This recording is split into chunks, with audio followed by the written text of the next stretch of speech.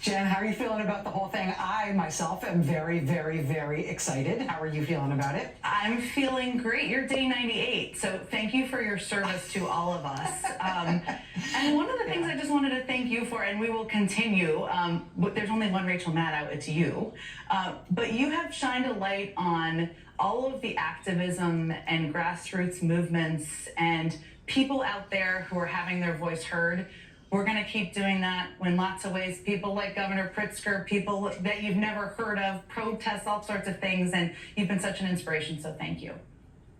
Oh, well, thank you for saying that. I mean, we've been covering it just because I'm super interested in it, but it has been one of the most interesting and sort of salient dynamics of these first 100 days is the crescendo of that movement as it started small and then grew in this steady and sustainable way, spreading all over the country, getting bigger and bigger and bigger. And I think it's one of the most important things going on in the country. You're seeing it now reflected in so much that's happening in Washington-centric politics, and yeah, I can't wait to see what you do with 9 p.m. Jen. I am looking forward to it with bated breath. Thank you. All right, thanks, my friend. And thanks to you at home for joining us this hour. Really happy to have you here. Today at the U.S. Capitol building, the Reverend William Barber was arrested inside the U.S. Capitol Rotunda for praying with other clergy there inside the rotunda. You can see what it says there on his vestments. It says, Jesus was a poor man. Outside the Capitol building, supporters and friends of Reverend Barber rallied in the first of what they say will be repeated Moral Mondays protests against the actions of the Trump administration. Reverend Barber leading those protests for so long in North Carolina to such great national galvanizing effect. Moral Mondays protests starting today, including with Reverend Barber himself being arrested for peacefully praying inside the rotunda. That action today follows an unusual sit-in style protest on the steps of the U.S. Capitol yesterday. This started at sunrise Sunday morning with just New Jersey U.S. Senator Cory Booker and the Democratic leader of the House, Congressman Hakeem Jeffries. It started with the two of them yesterday morning at sunrise. But then all day long, they stayed, and the steps of the Capitol just kind of quietly filled up over the course of the day as more and more people came to sit with them and talk with them, including Reverend Barber at one point, including many other members of Congress over the course of the day. Senators including Chris Coons and Raphael Warnock, Angela Also-Brooks, Amy Klobuchar, Brian Schatz, Adam Schiff, Lisa Blunt-Rochester. All those senators came by during the course of the day yesterday.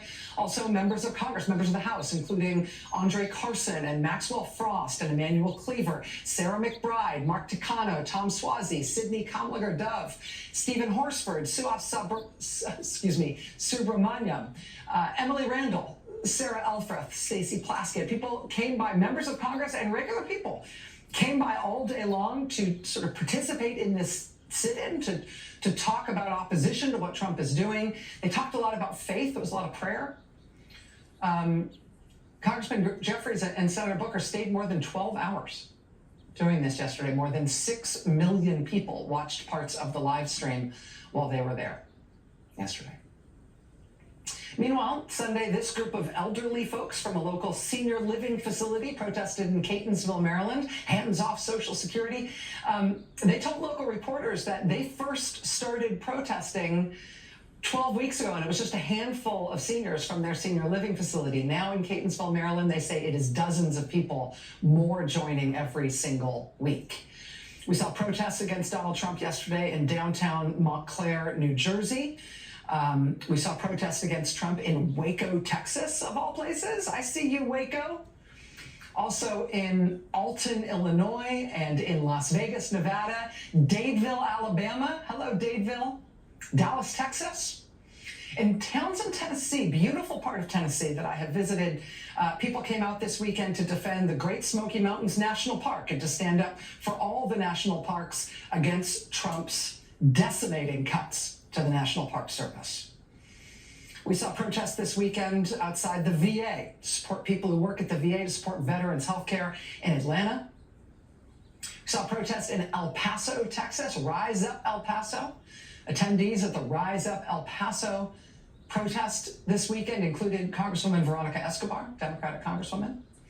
We saw this weekend a caravan to the Canadian border in Vermont, and Vermonters lining the overpasses on I-89 and Interstate 89 near the border to show support for Canada and Canadians, to show common cause, to say that the people of this country love Canada and are not trying to make an enemy of Canada, even if our president inexplicably is. Incidentally, I should tell you, we are in the final hour of polls still being open in Canada right now as we wait to learn the results of their national election tonight. We will let you know more as we learn more. In Youngstown, Ohio, this weekend, we saw one of many protests to defend immigrants and to demand that Trump stop abusing due process protections to arrest people and imprison people and fly them out of the country without the right to defend themselves or contest the allegations against them. The Mahoning Valley Freedom Fighters organized the rally and protest called Defend Our Neighbors. The group met outside the sheriff's office because the Mahoning County Jail has an agreement to house ICE detainees. The protesters' main concern is making sure all people have the right to due process of law. We're not here for any specific immigrant. We're not here for any specific reason other than due process. We do not want the Trump administration to set a precedent for allowing anyone to go without due process. It was Youngstown, Ohio this weekend. After the Trump administration had a sitting judge arrested at a courthouse in Wisconsin on Friday, there were protests right away. As soon as people heard about it, they came down to the courthouse, and then they stayed and protested all day long at Milwaukee County Courthouse to stand up for Judge Hannah Dugan, who had been arrested by the FBI.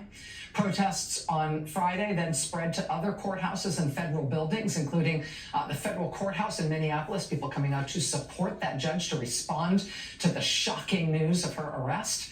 By Saturday, there were a lot of people protesting at the Milwaukee FBI field office, again, protesting against the arrest of that judge. People were protesting against the arrest of that judge at federal buildings all over the country by Saturday, places as far-flung as this federal building in Phoenix, Arizona. And you know, this is something to watch. This is something to think about maybe for your own community, no matter where you live. We're now starting to see all over the country people springing into action really quickly as essentially an emergency response when something happens on short notice. And we're seeing it specifically where people are trying to defend and advocate for people who Trump's immigration agents have arrested. Everybody's talking now about what's happened in these first 100 days of this term of the Trump administration. Well, one of the things that we are seeing happen increasingly, I mean, I review protest footage 7 days a week. I look at all of the stuff that's coming in all over the country in terms of the way people are standing up to Trump. And I'll tell you, one of the things that I am seeing myself increasingly as I'm looking at the footage from everywhere is we're seeing people all over the country, sometimes in surprising places, scrambling, making plans, recognizing that if this hasn't yet happened in your town, it's definitely going to. And then when Trump's agents inevitably take someone, they take an individual, they take a family, they take kids, people are realizing it really can make a difference to that individual, to that family, to those kids, if the community reacts instantly. If people show up bodily, if they instantly call legal help, they know who to call and they call them. They instantly call the media, they know who to call and they call them. They call their members of Congress, they call their local officials. The speed of the response can make a difference. So whether it is through, church groups or groups like Indivisible or just local one-off groups like we saw there in the Mahoning Valley at Youngstown, Ohio, or groups of friends or book clubs or whatever it is, when it inevitably happens to somebody in your town, somebody who lives near you or goes to your church or works near you or goes to school near you, what we are seeing increasingly all over the country, and I think a spontaneous, not centralized effort, it's just that people are all recognizing at the same time this needs to be done. We are seeing that people in communities everywhere have talked about it in advance. They have made a plan for what to do, for how to advocate for that person who has been taken. You got to have the plan before it happens, or the plan can't go into effect quickly. But we saw what this looks like this past week in Flathead County, Montana. A local group called Flathead Democracy had planned ahead. They had a rapid response plan in place when, sure enough, a local man was arrested by Trump immigration agents in Whitefish, Montana. And his lawyers say that he is here legally and that he has no criminal record, but Trump's immigration agents nevertheless arrested him, snatched him off the street. The day he was arrested, local residents who had prepared for something like this to happen, they rushed to the CBP facility in Whitefish where they were holding this man. Over the course of the night, 40 or 50 people showed up. People coming down there as they heard the news. Again, this is the day that he was taken, so it was an immediate response. Among other things, they used a bullhorn to shout, basically just shout legal advice to anybody inside that facility, how to request a lawyer. He has a lawyer. Supporters say they have moved him now, but the people in his town are fighting like hell to try to get him back.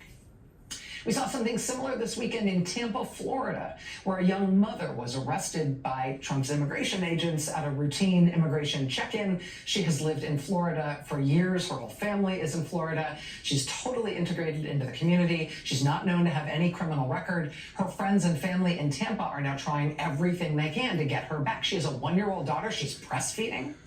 Tampa Bay area residents protesting this weekend, appealing, among other things, to Florida senators, Florida U.S. senators and Florida's members of Congress to please try to help get her back.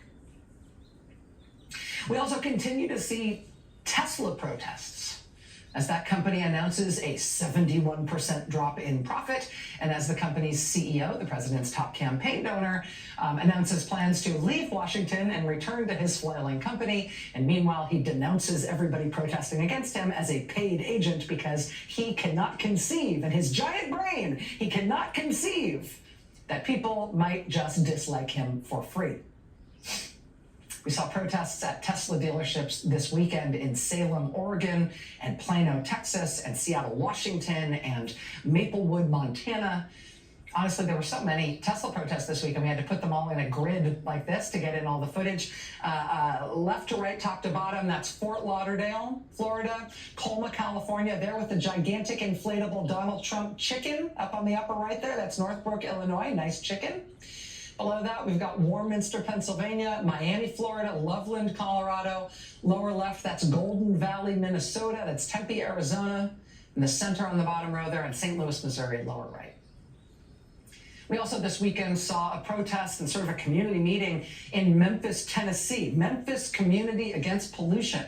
This is a protest against what are reported to be unpermitted polluting gas turbines that Elon Musk's artificial intelligence company, his AI company, is using at a computing facility that they have built in Memphis. Air pollution is already a big problem in Memphis and in Shelby County, even before these gas turbines went up in what happens to be a particularly hard-hit neighborhood. Neighbors there say they are active on this matter and they are not going to give up until Musk's company is shut down in Memphis for having done this.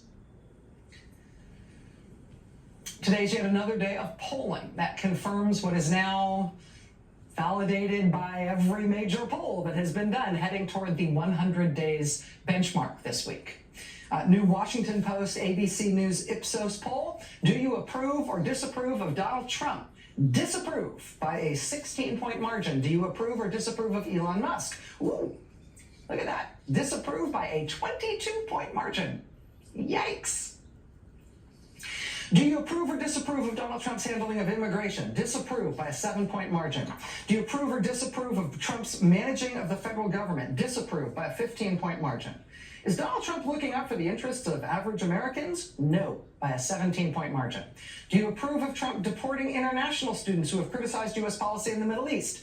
No. Disapprove by a 20-point margin. Do you approve of Trump's handling of the economy? No. 22-point margin. Do you approve of Trump's handling of our relations with other countries? No. 23-point margin. Do you approve of Trump's cutting environmental regulations for oil and gas drilling? No, not at all, by a 24-point margin. Do you approve of Trump freezing foreign aid? No, by an even larger 26-point margin. Do you approve of Trump's handling of tariffs? No, 30-point margin. Do you approve of his shutting down the Department of Education? No, 33-point margin. Jeez.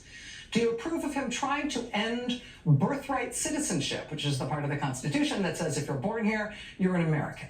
Do you approve of Trump trying to end that? No.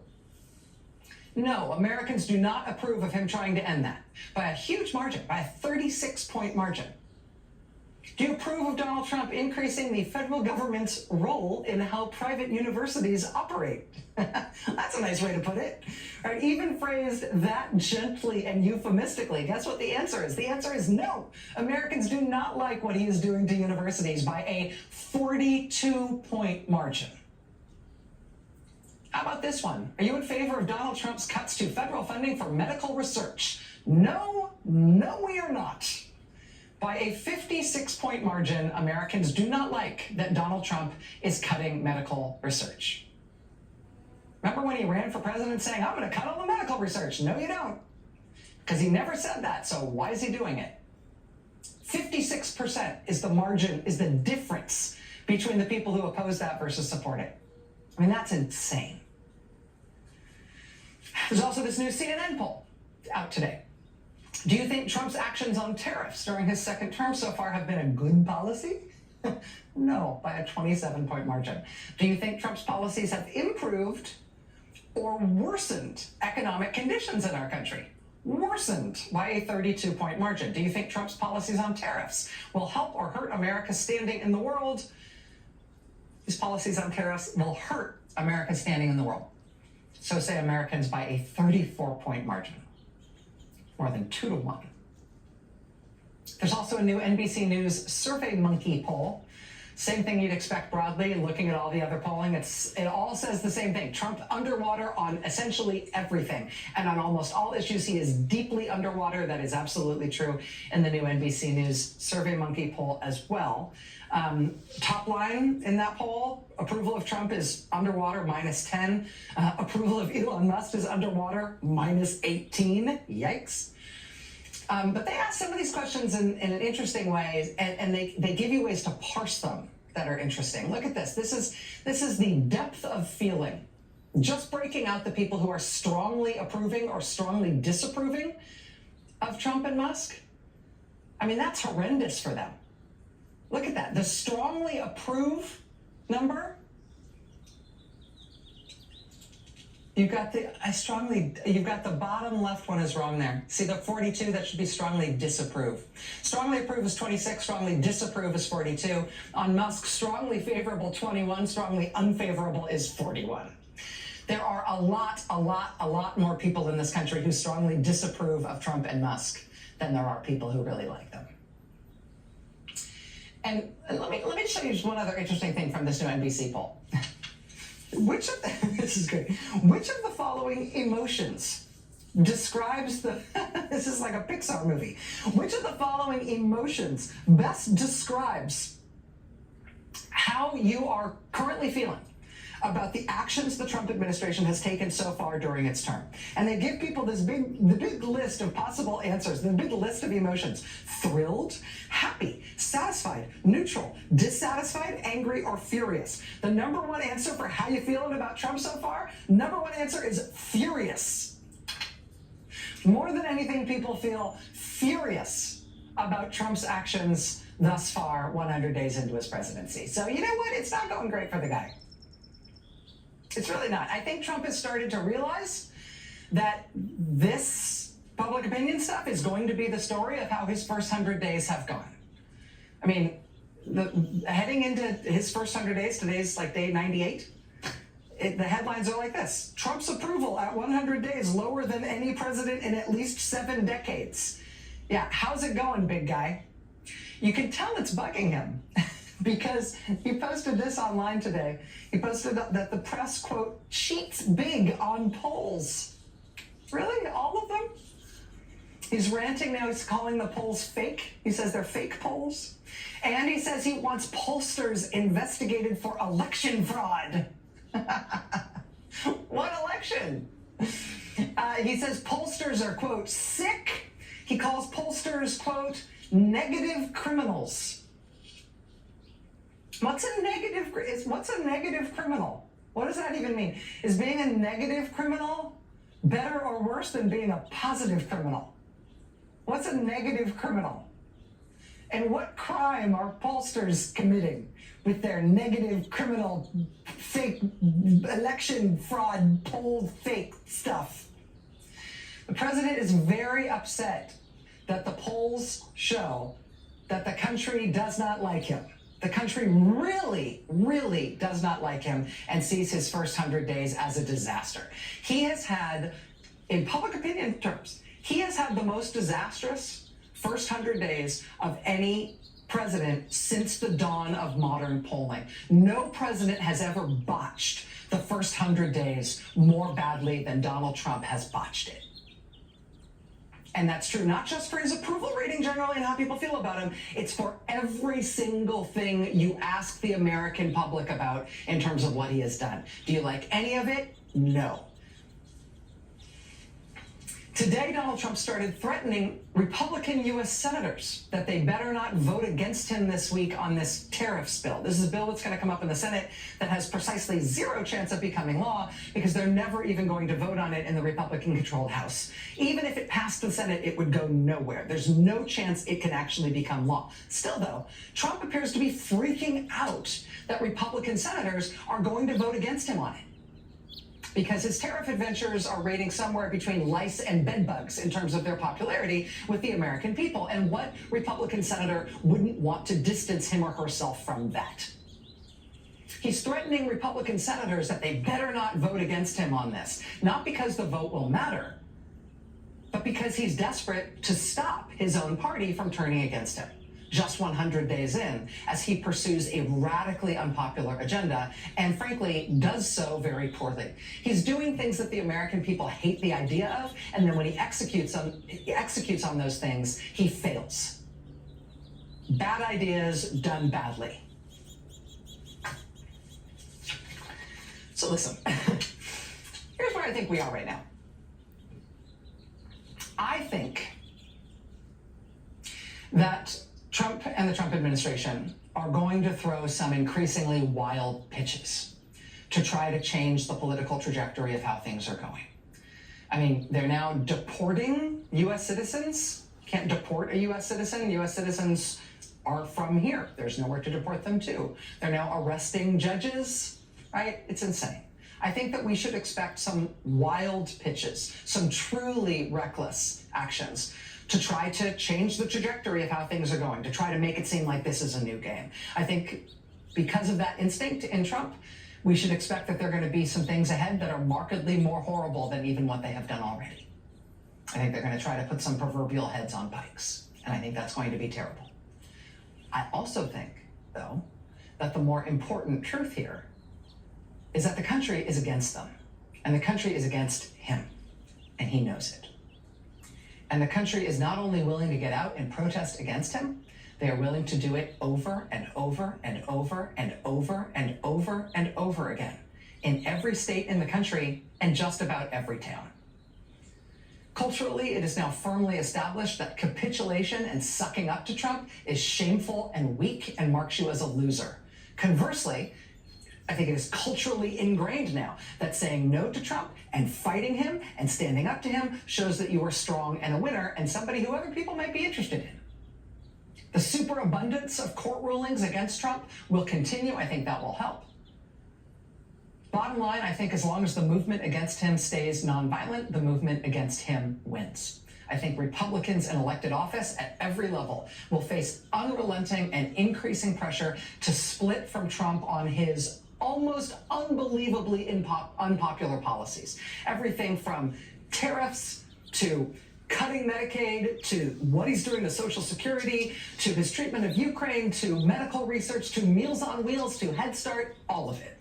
Republicans will be under unrelenting and increasing pressure to split from him on basically every policy with which he is associated. And yes, that includes immigration. And yes, that includes his abuse of trans people. I think relentless opposition and mockery of his failures will spread and intensify as those are further exposed and as nobody in any part of Republican politics finds any way to defend him. I think emergency defense measures will increasingly spring up all over the country whenever he tries to pick anyone off, immigrants or otherwise. I think 100 days in that Donald Trump is losing. And I think Americans defending democracy are winning. In these last few days where I'm going to be here every night, We're going to talk about some of what I think is around the corner for the second 100 days and beyond. Some of the new threats in what Trump is doing that the country hasn't really focused on yet, but I think they're on their way. We've got an expert here tonight for the first one of those discussions, an expert from the Brennan Center to talk about one of these issues that is keeping me up at night. We have not yet talked about it here on the show. You have not been seeing it anywhere in the news yet. I think it's coming. I think it's important. We're going to talk about that tonight, again, with an expert from the Brennan Center. We're also going to talk tonight about how a movement for democracy and a movement against authoritarian takeover, how a movement like that can scale up. It can not only persist, but grow and escalate sustainably to not just resist, but to actually win. We're going to get some great reporting on that in just a moment from another country that has just gone through an authoritarian takeover. And their opposition movement is fighting now to get their country back. They are stronger than they have ever been, and they have important lessons for us. There's so much to cover, so much to get to. Sit tight, we'll be right back.